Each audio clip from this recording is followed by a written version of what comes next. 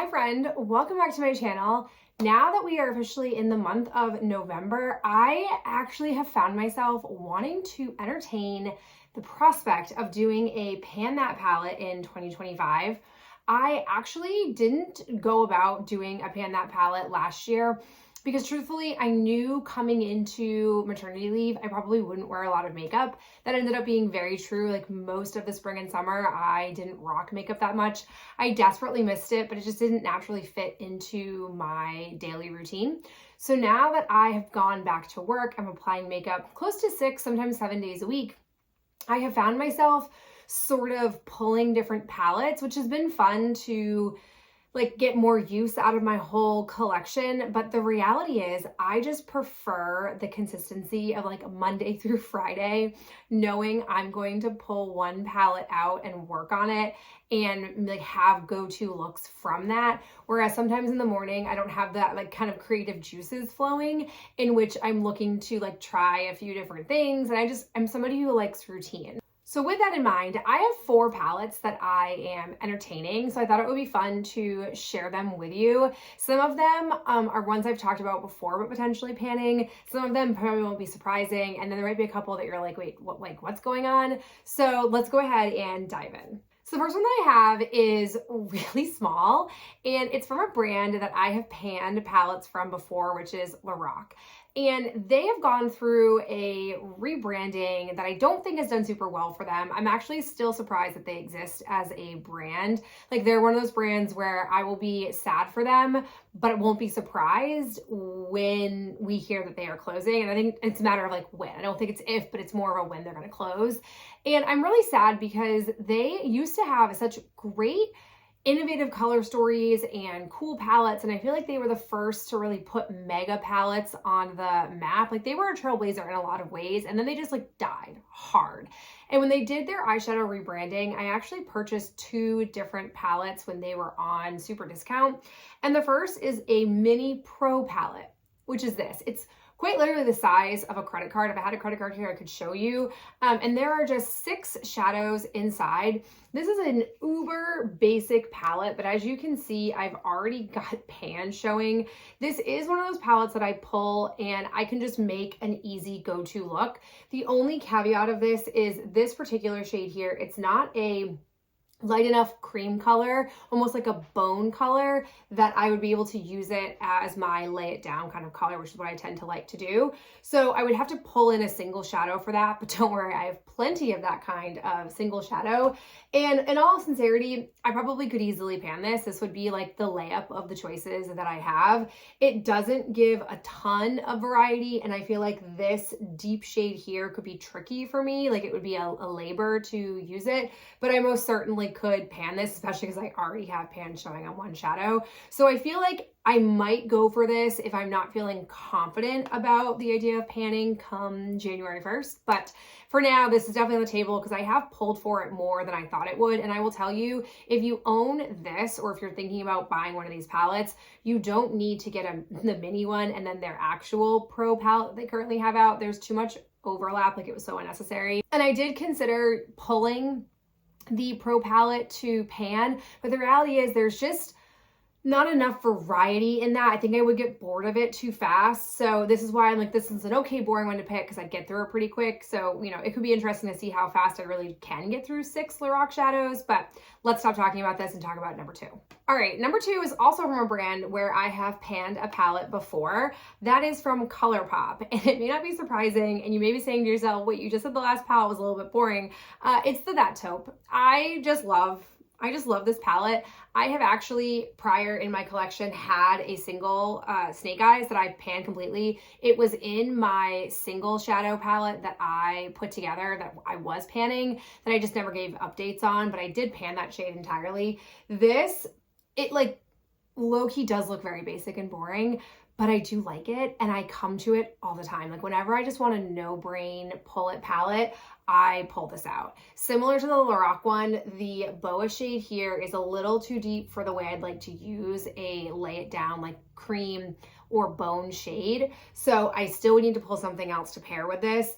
It definitely can be a little monotonous, and I will tell you up front, I don't exactly know if I would do Constrictor and Bedrock. I don't know if I'd actually pan those because I wore Bedrock the other day and I was like, oh my gosh, this is a really dark, rich chocolate brown, which is really stark on me. It feels a little aggressive for me being just like a teacher at school. So I don't know if I would actually pan this one. And I haven't really used Constrictor, but I think I would definitely get the other ones and I could reasonably get this done. I'm actually surprised with how much I've used this. I'm surprised Python doesn't have pan showing. It's got a real healthy dip, so it maybe wouldn't take me too long the panning journey to get pan on that, but I do love it. It's easy and I come to it a lot. It is arguably very basic, but it's my beautiful basic ColourPop palette that I'm very obsessed with right now. So I also could see myself definitely panning this one. Palette number 3, getting a little bigger. I got a 15 pan palette. This is from Alter Ego. I have talked about this one before as a potential panner. It is the Shadow Kiss, which I am fairly certain is a dupe for Natasha Denona, but I could be lying to you, but oh boy. I mean, I've got pan already on 3 shadows, and I really feel like it tells you something who has a pretty robust shadow collection. And I think it also tells you something if from year to year, more often than not, I'm trying to pan a palette, which has never been this one, and I can still say I've hit pan on 3 shadows. It just tells you that I use it a lot. It's actually what I have on my eyes right now. I do think it has some nice color stories in here. The only hesitation I have with this one, which is why I passed over it in the past, is it does go a little gold heavy for me. Like I feel like Cloak, Mist, Zeal are all in that same like look style. So it is feeling a little bit repetitive. Like if I wipe out one, I've got another one waiting in the wings. And sure, there are slight variations, but it's still the same kind of like brassy gold type of color. So I don't know if I would love it, but there's also shades in here that I really haven't dabbled in. Like I haven't really touched some of these chocolatey browns all up in here. So they could be really gorgeous and beautiful. And quite truthfully, I really like the formula of this. I have another Alter Ego palette that is a dupe of the Natasha Denona Gold palette, which she no longer makes. I like the pigmentation of those as well, the formula of those, but it's not a color story that I gravitate towards as much as I thought I would. So I'm like real glad I never bought the Natasha Denona one. That was wicked expensive, but this is a contender and it's clearly loved. I don't know, if I'm being honest, how much I would love this if these 3 shades were gone, but that also could push me to explore other things. And sometimes what I like about these palette challenges is there are palettes that I'm naturally drawn to, but I haven't necessarily use them top to bottom and have like understood all the capacity of the palette. And when I finally go to pan it, I start to get forced to do that. And it ends up working out really well. Like that was especially true of my Lorac Pirates of the Caribbean collaboration palette. Aside from like that real like ridiculous Grover blue that they had in there, that palette really pushed me and I loved it. It had some awesome shades in there. So this could really be a great discovery for me and I actually already like it and I'm pulling for it. Final potential option is a big one. So this is also from ColourPop, and if you watched my ColourPop ranking, you probably know that I really only own 1 large ColourPop palette, so you're probably aware of it, but this is really a reach. This would be unrealistic that I would actually pan it in a year. I've never been able to pan a large palette like one of these before, but I've made good headway and I really do love it. It's the Rock Candy palette. In this palette right now, I have 3 shades that are not currently in here. I don't know what the 3 shades are offhand, but one of them I've already panned. When I was running out of matte crease shades in my single palette that I built, I came in here and I hijacked 3 of these, and one of them I have used completely. The other 2 have very hardy pan. If I pick this, I would probably just go back to the picture imagery and figure out what to and pop them back in. But like, this palette has every kind of look I go for. It has my like silvery look. It has a column of pinks. It has this sort of peachy coloring, which I don't know if it was like my full jam, but I could work with it. Then we have the gold, you've got the taupe, and then you have like the bronzy area over here. Like it just would be easy for me to come to this. Similar to any large palette, I would say the dark shades down here, I would make no promises about panning, but even if I took those out of the equation, I still would probably be unlikely to pan this whole thing. It's a lot of product in here, but it could be really fun. And there's different textures in here. Like we have a true like pressed glitter, you have the mattes, you have their satins, you have like the gross sparkly matte shades in here that I don't like, which is such an oxymoron, a sparkly matte. No, not a fan of it, but I really do like this palette a lot. And I've mostly used it more to coincide other things that I've been doing. Like I haven't really come to this and burrowed into it exclusively. So I feel like that could be really fun to do, but I don't know if I want to go through a year of using a palette and then not finishing it.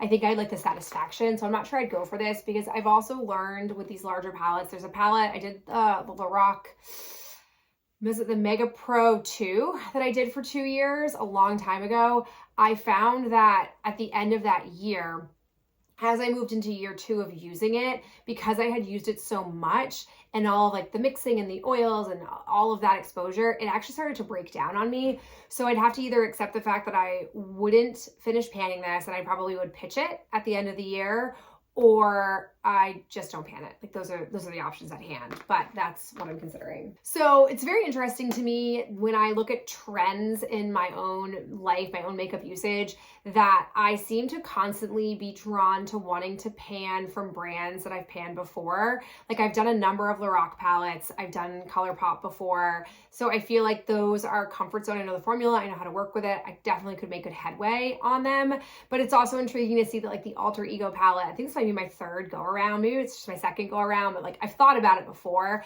thought about wanting to pan it. So maybe now is the time to pull the trigger, or do I just like take it real easy and go with that little 6 shadow slot from Lorac? I don't know.